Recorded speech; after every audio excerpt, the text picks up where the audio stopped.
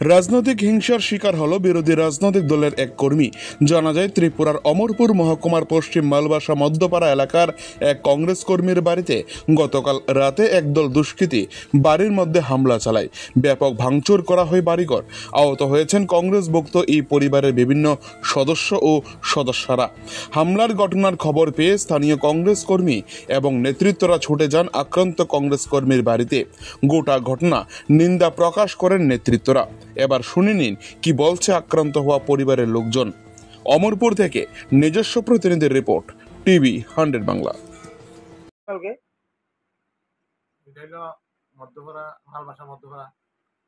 কালকে সন্ধ্যার সময় অনেকদিন থেকেই তারা মানে ঘরে ঘরে গেলে এমন তো জমি জামা নষ্ট করছে, জল টল দিয়েছিল, জল না দিয়েছিল। এরপরে কালকে প্রথম সন্ধ্যার সময় করে ডাল দিছে, আমি বসতে বাড়িয়েছি, বাইরে দিকে লোকটা যাইতেছে না, আর কিছু কইছি না, ও একটা এটা লিখে যাইব না।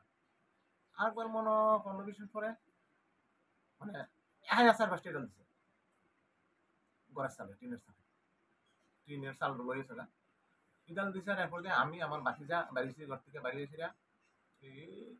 আমরা ওই রাস্তার কোনারে দাঁড়াইছি না, টর্চটিপ দিয়া দাঁড়ানো রয়েছে। আমি ক্যাডারে কইতে দেরি দৌড় দিয়ে এসে আমার বাতিজাটার বাড়ি মারছে। বাতিজাটার বাড়ি দিতে দেরি দেখি কিতা অতর্কিত হামলা আরম্ভ করছে তারা 20-25 জন।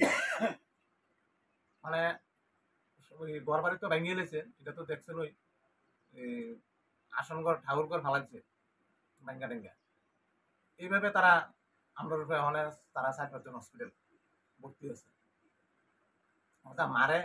মারছে, আমার বদিরে মারছে, আমার বাতিজিরে মারছে, বাতিজারা মারছে।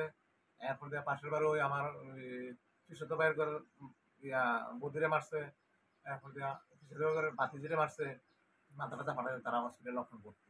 ওখানে আমি সুষ্ঠু বিচার চাই, এই হলো আমার বক্তব্য। কি নাম? সঞ্জীব দেবনাথ।